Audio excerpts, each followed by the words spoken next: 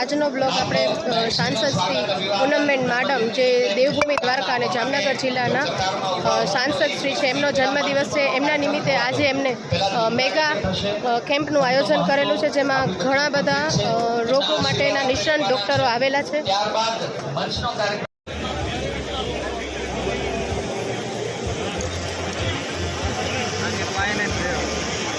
પુનઃ સર્વેનો શબ્દોના માધ્યમથી સ્વાગત અભિવાદન છે. થોડી વિનંતીઓ આપ સર્વેને કરવાની. ઉપસ્થિત આપ બધા ઉંમરમાં, પદમાં, અનુભવમાં મારા કરતાં ખૂબ મોટા છો. આપ સર્વેને પ્રણામથી હાથ જોડી.